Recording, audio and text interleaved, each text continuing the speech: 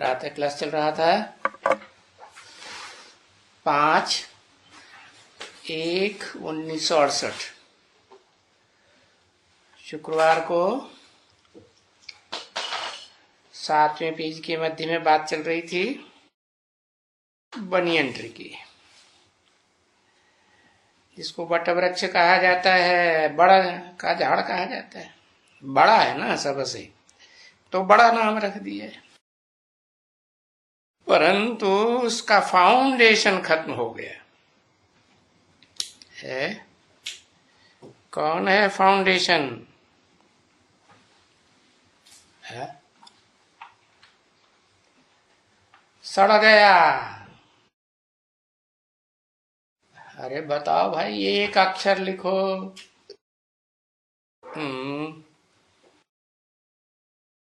बाकी जो दूसरे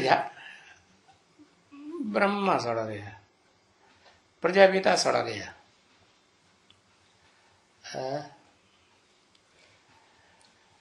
वो जड़ है प्रजापिता। वाह भाई, अरे जड़ को तो आधार बताया ना, जिसका आधार लिया जाए उसे आधार जड़ कहते हैं। हाँ, भाई हिसाब में जगदम्बा है। सड़ गया, सड़ान किस बात से आती है? अरे प्योर दूध है, वो ज्यादा टाइम रखा रहेगा तो उसमें थोड़ा पानी डाल दो तो ज्यादा टाइम रखा रहेगा, या दूसरी चीजें डाल दो, है ज्यादा टाइम रखा रहेगा? नहीं, क्या होगा? सड़ने लगेगा। ऐसे ही है, ये विचार का दोष जो है वो सड़ा देता है। फिर भी है तो रुद्रमाला की आत्मा है। अविनाशी आत्माओं के बीच में सूर्यवंशी आत्मा है ना, तो भले लास्ट वर्ण का भी है तो भी शिव सुप्रीम सोल जो निराकार हेवनली गॉड फादर, हेवन का रास्ता बताने वाला है, उसके उतना ही नजदीक है जितना राइटियस मां का है। रुद्रमाला के जो 2-3 मण के ऊपर दिखाए जाते हैं, उनमें एक प्रजापिता और एक जगदम्बा और दूसरा तीसरा कोई मण का है जो शिव बाबा के नजदीक है, शिव के नजदीक है।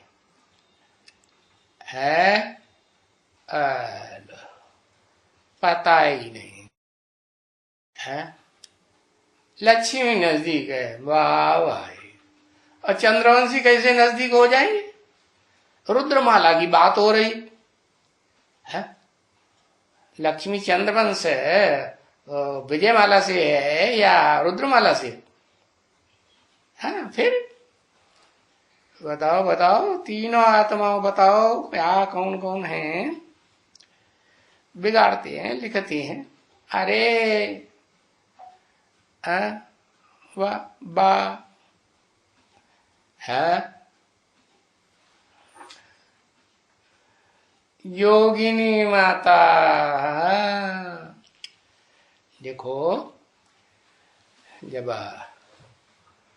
जगन्नाथ को दिखाते हैं ना, तो उनके साथ है टोटल कितनी आत्माएं हुई? 3 आत्माएं हुई ना, जगन्नाथ और वो जो नीलांबर कहा जाता है क्या कहा जाता है?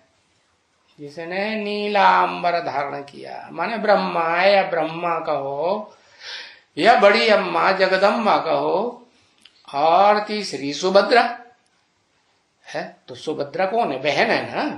हाँ, तो एक तरफ है बहन कहो, बेटी कहो, कुछ भी कहो, है। दूसरी तरफ है माता है, जगत पिता और जगदम्बा और बहन या बेटी।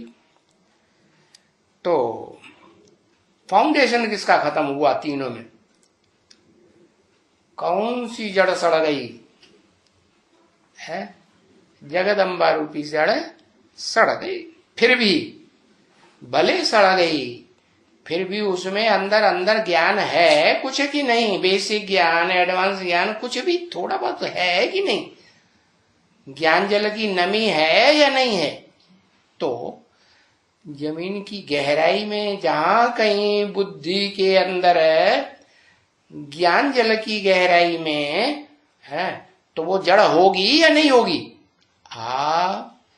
जैसे दुनिया में दूध वाले वृक्ष होते हैं, है ना, तो उनकी जो जड़ें हैं उनमें ये खासियत होती है कि उनकी जड़ों की जो जड़ें भी तो लकड़ी है ना, तो उनकी लकड़ी का जो कुआं खोदा जाता है ना, कुएं का जो दीवार बनाई जाती है गोल गोल, तो उसमें जो नीचे डालते हैं फाउंडेशन, वो उसी लकड़ी की डालते हैं। क्यों? क्योंकि वो लकड़ी है फिर भी सड़ती नहीं है। क्या? सबसे जास्ती उसमें वो फिर भी ताकत रहती। कैसे नहीं सड़ती? बाप कहते हैं मुझे याद करो, तो मुझे याद करो तो क्या निराकार को याद करो? सिर्फ निराकार नहीं, निराकार में, साकार में निराकार को याद करो। तो वो उस निराकारी स्टेज में तो ब्रह्मा को याद करेगी कि बाप को याद करेगी? ब्रह्मा उसका बच्चा, ज्ञान चंद्रमा ब्रह्मा बच्चा है कि नहीं? जगदम्बा पृथ्वी माता का, धरणी माता का नहीं। तो अम्मा अपने बच्चे से ज्यादा लगाव लगाती है या अंत तक पति से ही लगाव लगाती है? इस दुनिया में क्या होता है? बच्चे में लगाव लग जाता है ना।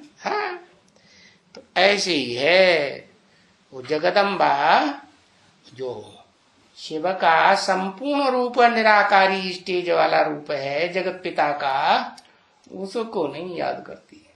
किसे याद करती है?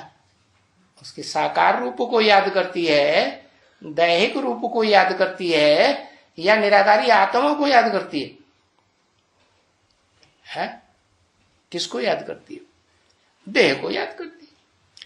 अब वैसे भी देखा जाए तो दुनिया में जो भी कन्याएं होती हैं, उनका जो पहला छाप पड़ती है, उसको वो जीवन में कभी भूल नहीं पाते।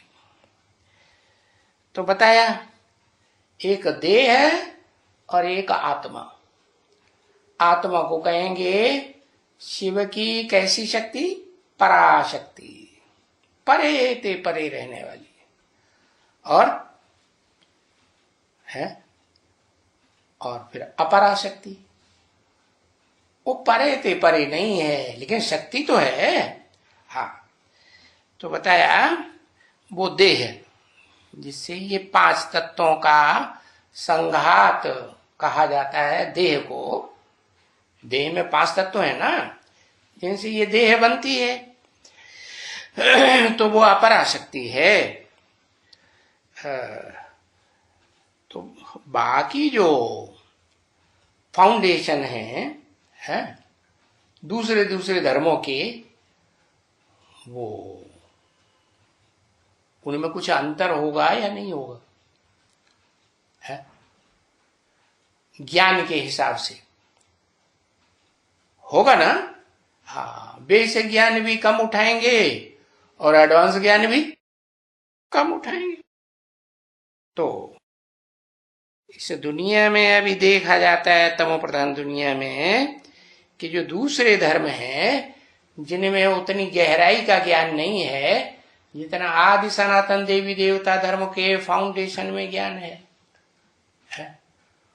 वो ज्ञान उनमें न होने की वजह से वो फिर नीचे नीचे धर्म हो जाते हैं। कैसे बनते हैं? उन ब्राह्मणों से बनते हैं जो कम कुरी के ब्राह्मण। तो बताया वो देखो बड़े हो गए। क्यों?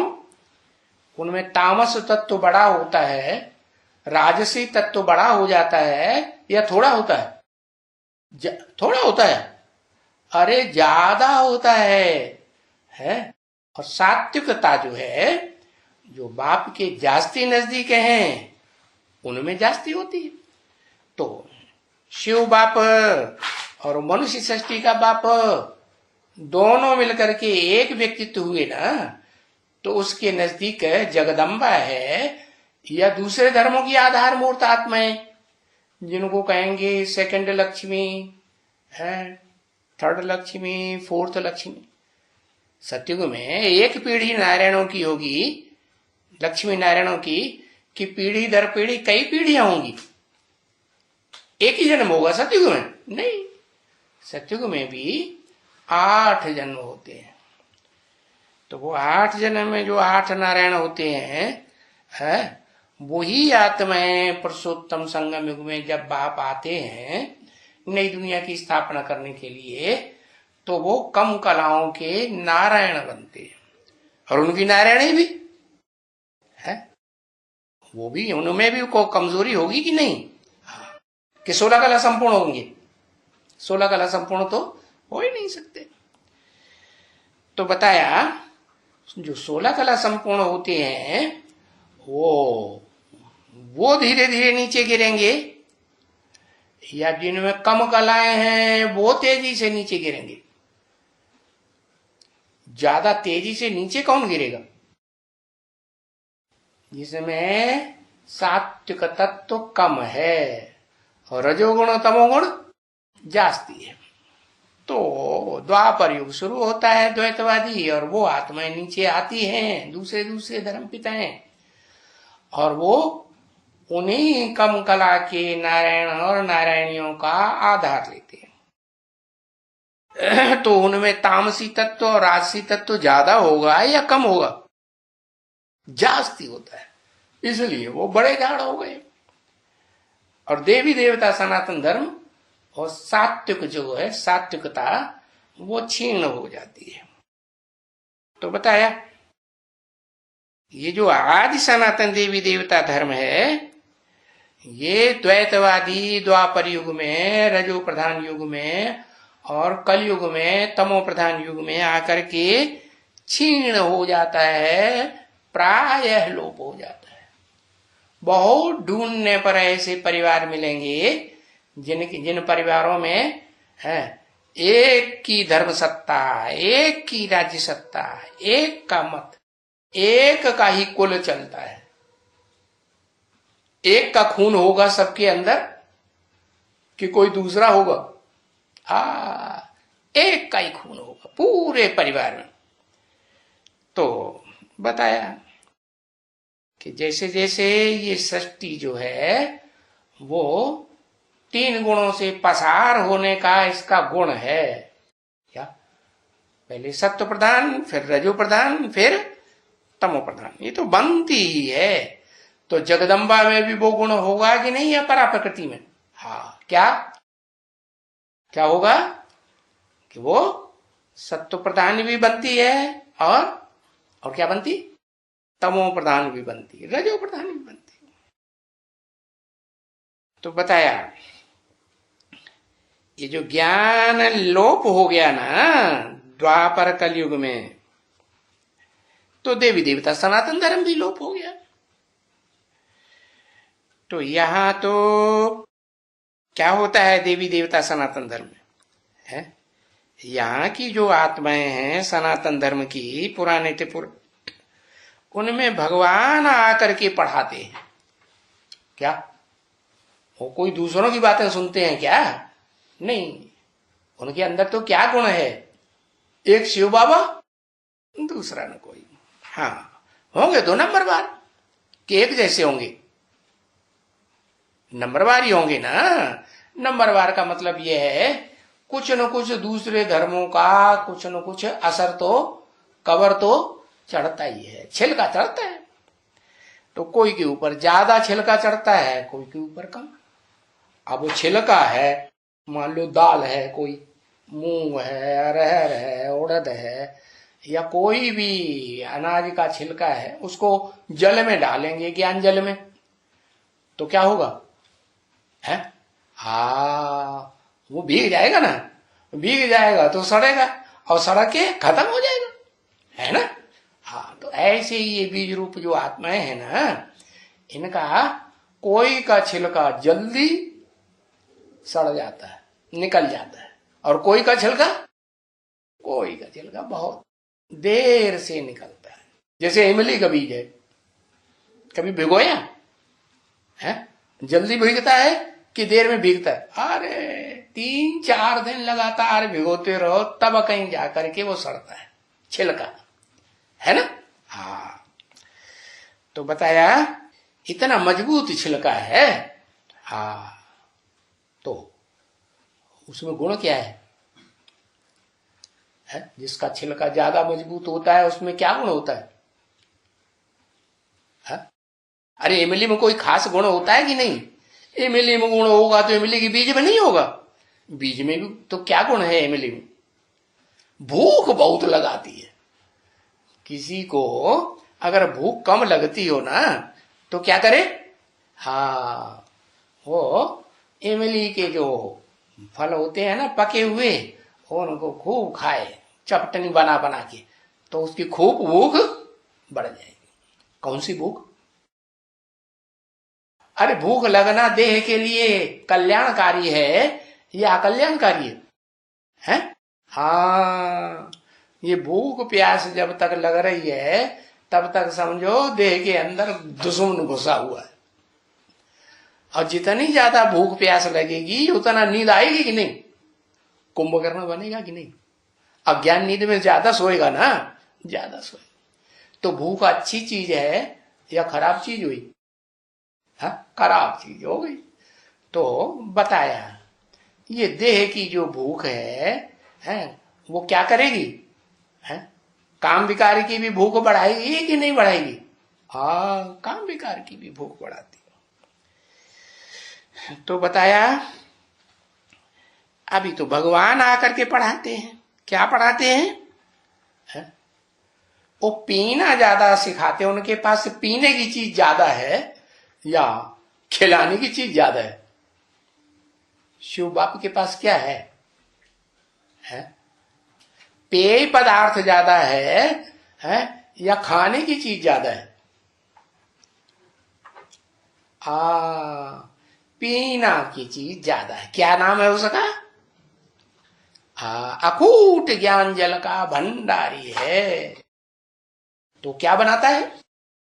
जब आता है तो जो बहुत भोजन खाने वाले हैं ना, भोजन सामने आ जाएगा तो अगर बढ़िया हुआ तो सारा ही खा जाएंगे, चाहे पेट आसमान में पहुंच जाए तो भी खाते ही रहेंगे। ऐसे बच्चों से मालूम बाबा ने क्या कहा? क्या कहा याद है? नहीं, बाबा ने कहा तेरा पेट तो भरा ही रहता है। क्यों? क्योंकि जरूरत से ज्यादा खाता रहता है तो देर में पचेगा या जल्दी पचेगा? देर में पचेगा ना। तो ऐसे ही है ये शिव बाप ज्ञान जल का अखूट भंडार है। तो उसको क्या चाहिए? कोई शादी करते हैं, संगी साथी बनाते हैं तो एंटीसेक्स को बनाते हैं या समान सेक्स को बनाते हैं? एंटीसेक्स होना चाहिए ना। तो शिव बाबा को क्या चाहिए? जल का भंडारी चाहिए? नहीं। गंगा जल में प्रवेश करें? नहीं, कोई नदी में प्रवेश नहीं करेंगे। किसमें आएंगे? गंगा में, यमुना में, सरस्वती में, इनमें प्रवेश नहीं कर सकते। किसमें प्रवेश करेंगे? उसी में प्रवेश करते हैं जिसको बहुत भूख लगती हो। क्या? कितनी भूख? कितना भोजन करता है? एक तो होता है हद के पेट का भोजन और एक होता है बेहद पेट बुद्धि का भोजन है। भोजन खाने से तृप्ति आती है कि नहीं, और ताकत आती है कि नहीं? ताकत भी आती है अनाज भोजन खाने से, और तृप्ति भी आती है। शांति आती है कि नहीं, कि अशांति रहती है? हाँ, जब नहीं मिलेगा आखिरी जन्म में तो शांतनु नाम पड़ जाता है। नु माने नो, शांत माने शांति, नो शांति एट ऑल। क्या 40 42 45 साल का भी हो जाएगा ना, तो उसको शांति रहेगी कुमार जीवन में? है हा? कुमार जीवन में उसको शांति रहने वाली नहीं। कुमार तो जल्दी समझेंगे कि नहीं इस बात को? हाँ, जल्दी समझ सकते। कुमारियों की बुद्धि में बल लेना है। तो बताया कि शिव बाप जब इस सृष्टि पर आते हैं, जो अकूट ज्ञान जल का भंडार है, तो किसको चुनते हैं? हाँ, उसी आत्मा को चुनते हैं। नहीं, परम ब्रह्म को चुनते नहीं है। परम ब्रह्म को तो आकर के बनाते हैं, मुझे परम ब्रह्म चाहिए। जब परम ब्रह्म बनेगा तभी उनकी प्रत्यक्षता रूपी जन्म होगा, तब तक प्रत्यक्षता रूपी जन्म हो ही नहीं सकता। तो आते किसमें, किसका आधार लेते हैं? पुरुष तन का, जो भोगी होता है, भूख वाला, उसके तन का आधार लेते हैं, या बहुत ज्ञान जल पीता है उसके तन का आधार लेते हैं? हाँ? नदियों का आधार लेते हैं, या ऊंचते ऊंच पहाड़ की चोटी का आधार लेते हैं? ऊंचते ऊंच चोटी पहाड़ की आधार लेते हैं। तो बताया, जिसको बहुत भूख लगती है, काय की भूख है? अरे भूख होती है ना, एक तो स्थूल पेट की भूख होती है, और एक बुद्धि रूपी पेट की भूख होती है। तृप्ति हो जाए तो दोनों तरह की भूख शांत होती है, तो तृप्त कहा जाता ही नहीं। हाँ, कि भाई आत्मा तृप्त हो गई, तृप्त हो गई। तो भगवान आकर के फिर किसको पढ़ाते हैं? जिसको बहुत भूख लगती है। क्या दोनों तरह की कि एक तरह की? जैसे निजाम बादशाह था, पुरानों की बात छोड़ दो, ये निजाम बादशाह तो अभी 100-200 साल पहले हुआ, 2-4 साल है, नजदीक हुआ ना। तो कितनी रानियां थी? 500 रानियां थी। तो बहुत खाता होगा कि नहीं है? जो उसके स्थूल पेट है वो भी भूख ज्यादा, और जो बेहद का बुद्धि रूपी पेट है तृप्त करने के लिए, उसकी भी भूख ज्यादा। दोनों तरह की भूख ज्यादा होती है कि एक तरह की है? दोनों तरह की भूख ज्यादा होती है। तो भगवान ऐसे ही भुखड़ा को पसंद करता है क्या? लेकिन ड्रामा ऐसा बना हुआ है कि आखिरी जन्म में जाकर के ऐसा जन्म मिलता है? किस दिन जन्म मिलता होगा? है? उस दिन जन्म मिलेगा जिस दिन न कुछ खाने को मिलता है भक्ति मार्ग में, और न कुछ पीने को मिलता है। क्योंकि बहुत खाएगा तो जो बहुत खाया हुआ है पचेगा कैसे? और थोड़ा बहुत तो घूंट तो 2-4 घूंट पानी पिएगा तभी तो पचेगा, कि बिना पानी के पच जाएगा? हाँ, तो किस दिन पैदा होता है पता है?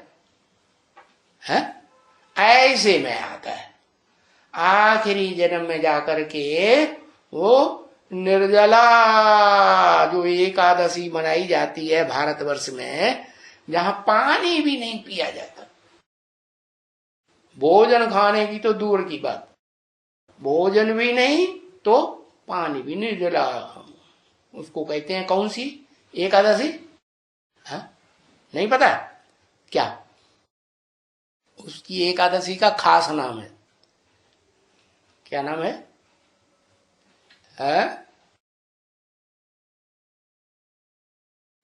भीमसेनी एकादशी। उसकी क्या खासियत थी भीमसेन की?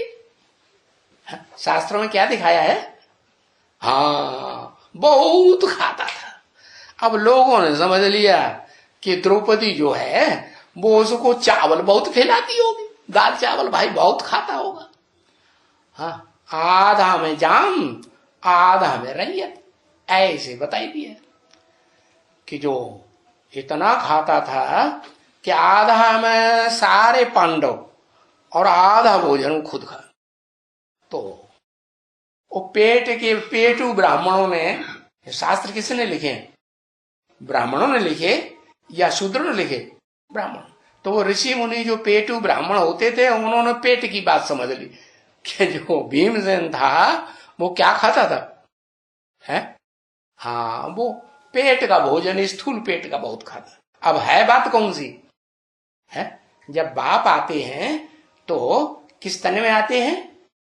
उस तन में आते हैं जो बुद्ध रूपी पेट का भी बहुत भोजन, बहुत तृप्ति चाहिए। कितनी रानियां चाहिए? निजाम बादशाह की तरह 500 में काम चल जाएगा? हाँ, ओम मंडली में आदि में 300-400 रानियां। हाँ, ऐसे अमेरिका के अखबार में निकला ना कि भाई कलकत्ते में एक ऐसा जौहरी है जो कहता है मुझे 16,000 चाहिए, 300-400 मिल गई। तो 300-400 रानियों से उसका काम पूरा हो जाएगा? है? नहीं हो सकता। तो भाई वो दुनिया चलेगी? 300-400 रानियों वाली दुनिया तो बिगाड़ देगा भाई, हमारा काम पूरा नहीं होगा। तो फिर कौन सी दुनिया बनता है? फिर ब्रह्मा कुमारी ईश्वरी विश्वविद्यालय वाली दुनिया चलती है। फिर उसमें क्या होता है? उसका आखिरी अंजाम मालूम है क्या होता है? ब्रह्मा कुमारी विद्यालय का है आखिरी अंजाम ये होता है कि उसमें से वो निकलता है जिसकी प्रत्यक्षता वर्ष मनाया गया। कौन? बाप का प्रत्यक्षता वर्ष। कौन सी बाप का प्रत्यक्षता वर्ष? शिव बाप। वो आता नहीं था ब्रह्मा के तन में, मुरली नहीं सुनाता था? सुनाता था, तो वो तो प्रत्यक्ष हो ही रहा था। तो कौन से बाप की प्रत्यक्षता वर्ष की बात है? एक अक्षर नहीं लिखेंगे, इशारेबाजी करते रहेंगे। एक अक्षर लिख दो, मनुष्य सृष्टि, प्रजापिता, आदम। हाँ, तो वो उसका आखिरी अंजाम है प्रजापिता। वो प्रजापिता वाली जो आत्मा है, तो ब्रह्मा कुमारी विद्यालय में है जो उसको प्राप्ति होती है, तो कितनी रानियों को हो जाएगी? कितनी रानियों की प्राप्ति? अरे वहां 300-400 ओम मंडली में, और यहां 300-400 को चौगुना कर दो। 4 चौकू 1600, 1500, 1600 रानियां मिल जाएंगी। अच्छा, तो भूख तृप्ति हो जाएगी? 1600 में नहीं काम चलेगा? नहीं चलेगा। उसे तो कितनी चाहिए? 16,000 चाहिए। तो बताया ये इतना भी पूर्ति नहीं है। उसके लिए फिर तीसरी दुनिया जो रची गई, कौन सी तीसरी दुनिया है? एडवांस पार्टी कहो, रुद्रमाला कहो, बीज रूप आत्माओं की दुनिया कहो। जो बाहर की दुनिया है उसमें भी 3 दुनिया मानी जाती है कि नहीं? कौन कौन सी 3 दुनिया मालूम? हाँ, एक दुनिया तो होने की है जो पूंजीवादी है? एक दुनिया होने की है जो समाजवादी राष्ट्र है कि नहीं? और तीसरी दुनिया पूंजीवादी राष्ट्रों का मुखिया है अमेरिका। सबसे ज्यादा पूंजी किसके पास है? अमेरिका। और समाजवादी राष्ट्र कौन सा है? हाँ, तीसरी दुनिया तो न्यूट्रल है, लेकिन दूसरी दुनिया जो समाजवादी है वो कौन? रसिया। हाँ, तो ये 3 दुनिया बाहर की दुनिया में भी है। ऐसे ही बाप भी आकर के 3 दुनियाओं की रचना करता है। पहली दुनिया में काम नहीं चला, काम पूर्ति, भूख पूरी नहीं होती है बच्चे की, तो दूसरी दुनिया चाहिए। दूसरी दुनिया में भी भूख पूरी नहीं होती, तो फिर तीसरी दुनिया चाहिए। और तीसरी दुनिया में भी भूख पूरी होने वाली है? नहीं होती। तो फिर तीसरी दुनिया का भी विनाश। फिर शास्त्रों में लिखा कि ब्रह्मा ने तीन दुनिया का विनाश कर दिया और फिर चौथी दुनिया संपन्न बन गई। तो ये भगवान आकर के ये पढ़ाई पढ़ाते हैं गीता ज्ञान की, है तो सदगति करते हैं। तो चार अवस्थाएं हो गई, सत्व प्रधान, सत्व सामान्य, रजो और तामसी दुनिया में जनसंख्या बढ़ी जाएगी या कम होगी? बहुत जनसंख्या बढ़ जाती। तो दुनिया को कंट्रोल करने वाले राजाएं ही कंट्रोल करते हैं या प्रजा प्रजा के ऊपर कंट्रोल करती है? मान लो आज की प्रजातंत्र सरकार है, तो प्रजातंत्र सरकार में भी देखा जाए तो देखा जाएगा कि राजघरानों के लोग ही ज्यादा प्रजातंत्र में घुसे हुए हैं या जो प्रजा के जो गरीब लोग हैं वो ज्यादा घुसे हुए हैं। जैसे वहां देख लो राजस्थान में कौन सा परिवार है? सिंधिया। हाँ, और मध्य प्रदेश में कहीं भी देख लो, जो राज परिवार की जो आत्माएं थी ना, वो ही मुखिया बनती है जाकर के अंत में तामसी स्टेज में। कहने को तो यह है कि प्रजा से चुन के आए, लेकिन वास्तव में उनमें भी वही आत्माएं हैं जिन्होंने राजाई का अंतिम चरण की पढ़ाई पढ़ी, ऊंचे से ऊंची पढ़ाई नहीं पढ़ पाई। तो बताया भगवान आकर के जो गीता का ज्ञान पढ़ाते हैं वो कितने कैटेगरी के ब्राह्मण बनते हैं? पढ़ाते तो हैं सूर्यवंशी पढ़ाई, लेकिन 9 कैटेगरी की 9 कुरियों के ब्राह्मण बन जाते हैं। उन्हीं 9 कुरियों से फिर ये 9 धर्म पिताएं सृष्टि पर राज्य करते हैं। मालूम कौन कौन से धर्म पिताएं हैं जिनको शास्त्रों में प्रजापति कहा गया? प्रजापति तो 10 हैं, लेकिन 10वां तो नास्तिक है। वो तो न भगवान को मानता है, न भगवान की दी हुई राजयोग को भी नास्तिक। नास्तिक मानेगा स्वर्ग को, मानेगा नरक को, मानेगा आत्मा परमात्मा, कुछ भी नहीं मानता। तो बताया उसको तो निकाल ही दो राजघराने की बात से। किसको रहने दो? जो राजाई लेते हैं, भले नीची किस्म की राजाई लेते हैं, तो वो आत्माएं भी किससे लेती है राजाई? उनका जो मुखिया है, सब धर्म वालों का कोई मुखिया तो होता है ना, तो उनको कहा जाता है प्रजापति कहो, प्रजापिता कहो। पहले पिता या पहले पति? पहले क्या होता है? शास्त्रों में तो प्रजापति लिख दिया, कहीं कहीं प्रजापिता लिखा है, लेकिन ज्यादातर तो प्रजापति मशहूर है। तो पहले होता क्या है? पिता होता है कि पति? पिता पहले होता है, बाद में पति बनता है ना। हाँ, तो बताया भगवान जो आकर के पढ़ाते हैं वो उन 10 धर्म पिताओं को, हाँ, वो भगवान के अकूट ज्ञान जल की भंडार की पढ़ाई नंबरवार मिलती है। निराकारी पढ़ाई है, निराकारी ज्ञान मिलता है उनको, या साकारी ज्ञान मिलता है? साकारी चीज मिलती है जिससे वो अपनी दुनिया बनाते हैं। क्या लेते हैं वो धर्म पिताएं? निराकार को मानने वाले हैं सारे धर्म पिताएं, या सिर्फ साकार को मानने वाले हैं? हाँ, सारे धर्म पिताएं निराकारवादी। और ये बात गीता में भी कही गई। निराकार को याद करना कठिन है या सहज है? कठिन है, लिखा हुआ है। अव्यक्तात् गतिर्दुःखम देहवद्भिरवाप्यते। जो देहधारी आत्माएं होती हैं ना, इनकी बुद्धि देह में धरी रहती है। तो सबसे ज्यादा देह में बुद्धि धर्म पिताओं की धरी हुई होगी या उनके फॉलोअर्स की?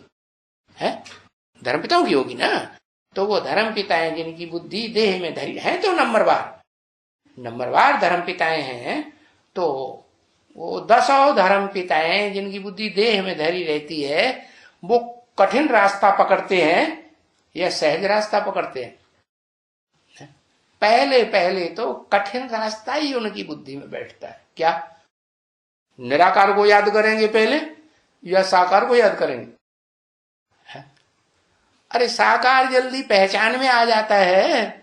शिव बाप आकर के इस सृष्टि पर जिस मुकर्रर रथ में प्रवेश करते हैं, साकार में, आदम में, जो ऊंचे ते ऊंचा मनुष्य सृष्टि का बाप है, कहते हैं ना बाबा आदम, सबसे पुराना हुआ ना, पुराना आदमी है, तो उसका परिचय देते हैं, उसमें प्रवेश करते हैं।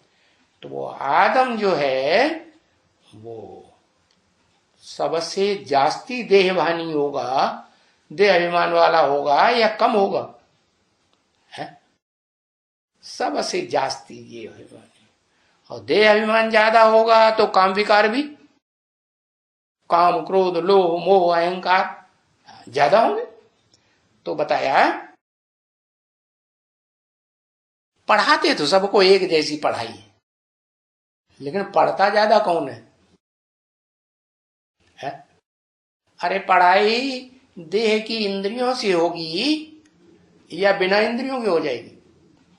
पढ़ाई का पुरुषार्थ देह के द्वारा होगा या बिना देह के हो जाएगा, बिना इंद्रियों के हो जाएगा? देह के द्वारा हो।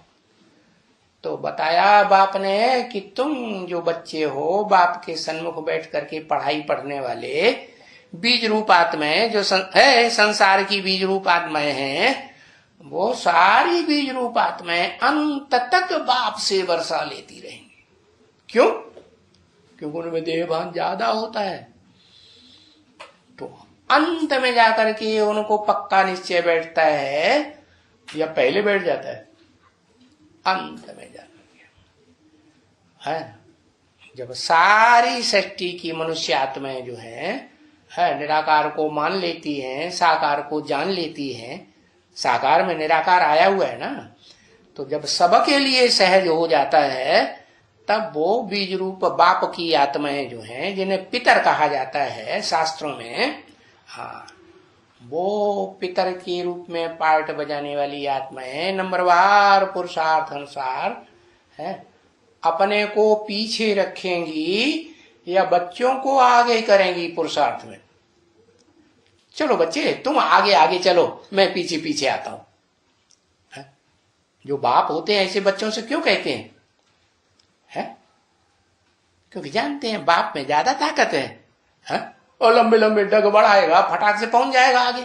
और बच्चे छोटी टांगों वाले हैं ना, हाँ, पांव उनके छोटे छोटे, तो धीरे धीरे चलेंगे ना, इसलिए बाप कहते हैं बच्चे तुम आगे आगे चलो। माना और जो कम कुली के धर्म पिताएं हैं, कम कला के धर्म पिताएं हैं, वो बच्चे हैं ना, किसके? आदम के, जो मनुष्य सृष्टि, अरे मनुष्य सृष्टि का बाप जो है ना, उसके बच्चे हैं ना। हाँ, तो मनुष्य सृष्टि के बाप के बच्चे जो हैं वो तो धीरे धीरे चलने वाले हैं, और बाप में से ज्यादा ताकत होती है, तो बाप उनको आगे कर देते हैं कि भाई पुरुषार्थ में तुम भले आगे आगे दौड़ो। दौड़ का हिसाब क्या है मालूम है? दौड़ में जो ताकतवर दौड़ने वाला होता है ना, और लंबी दौड़ होती है, तो क्या करता है? धीरे धीरे दौड़ता है। हाँ, जानता है क्यों? क्या चालाकी करता है कि भाई जब आखिरी दौड़ में पहुंचेंगे तो ये दूसरे तो थक जाएंगे, और हमको तो दम बनी रहेगी ना, हम धीरे धीरे दौड़ रहे हैं, तो आखिरी में जाकर के एकदम हाई जंप लगाता है या तीखी दौड़ दौड़ता है और पटाख से निशान पे पहुंच जाता है। तो ऐसे ही है, वो प्रजापिता कहो, प्रजापति कहो, आदम कहो, आदिदेव कहो, आदिनाथ कहो, एडम कहो, है ना।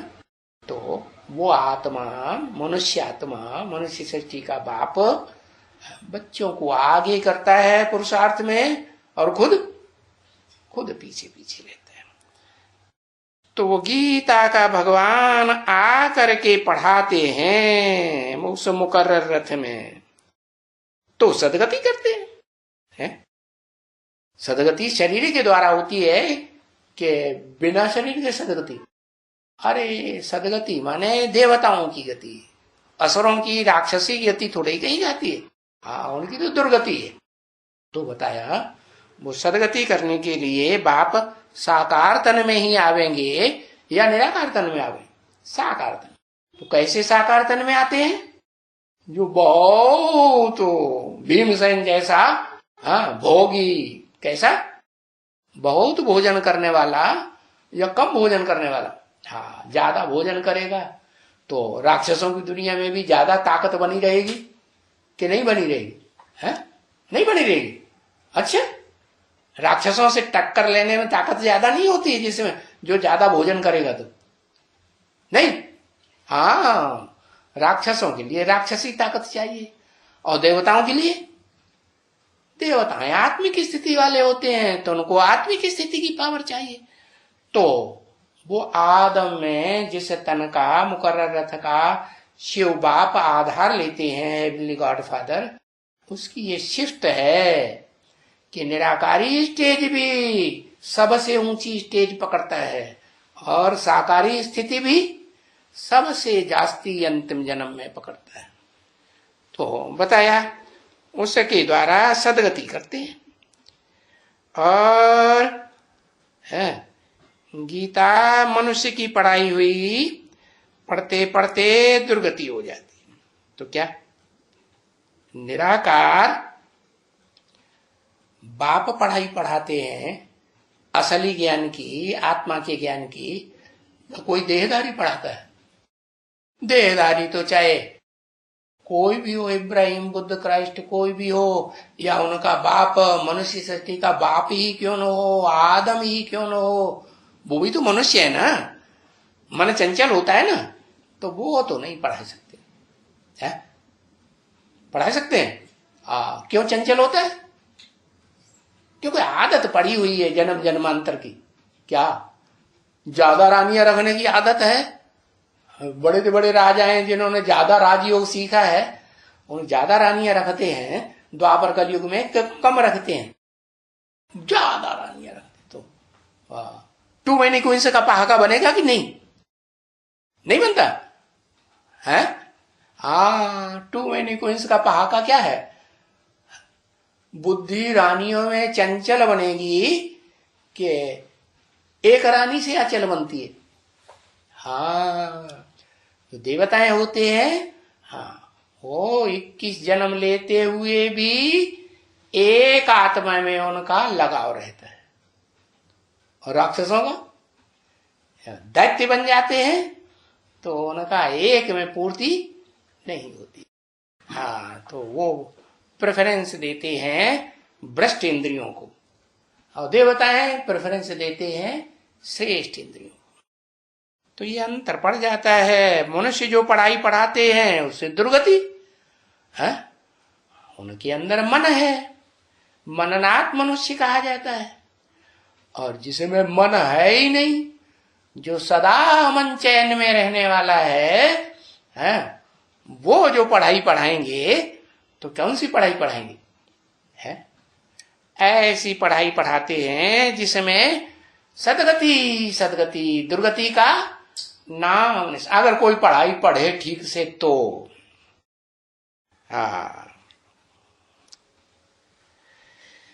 तो बताया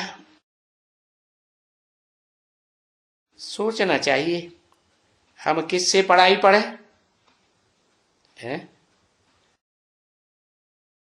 पढ़ाई जब पढ़ते हैं बैठ के क्लास में तो बुद्धि में क्या रहना चाहिए? जैसे बाबा पूछते थे, ब्रह्मा बाबा किसकी गोद में आए हो? है? तो जो बच्चे बोलते थे शिव बाबा की गोद में आए हैं तो पास, और कोई बोलते थे हम ब्रह्मा बाबा की गोद में आए हैं, कितना अच्छा ब्रह्मा बाबा है, तो बाबा कहते फेल, है ना। तो ऐसे ही है पढ़ाई पढ़ने वालों की बुद्धि में, जिनकी बुद्धि में रहता है कि शिव बाप वो निराकार ज्योति बिंदु वाली आत्मा है, शरीर के द्वारा पढ़ाए गए। ये शरीर तो ऐसे है जैसे स्पीकर में पावर होती है या बोलने वाले में पावर होती है? आत्मा में पावर होती है ना। हाँ तो आत्मा तो ऊर्जा है। तो बताया कि अगर ये बुद्धि में समझेंगे कि ये प्रजापिता पढ़ाई पढ़ाने वाला है, ये प्रजापिता ही असली भगवान है, तो फेल। और निराकार पढ़ाई पढ़ाने वाला है तो फिर क्या होगा? चलो द्वापर कलयुग में भी अगर जन्म मिलेगा ना, तो वहां भी ऊंचे से ऊंचा मर्तबा पाने वाली आत्मा बनेगी, इब्राहिम बुद्ध क्राइस्ट की तरह, या नीचा मर्तबा पाने वाली आत्मा बनेगी? ऊंचा मर्तबा। ओम शांति। वाह भैया।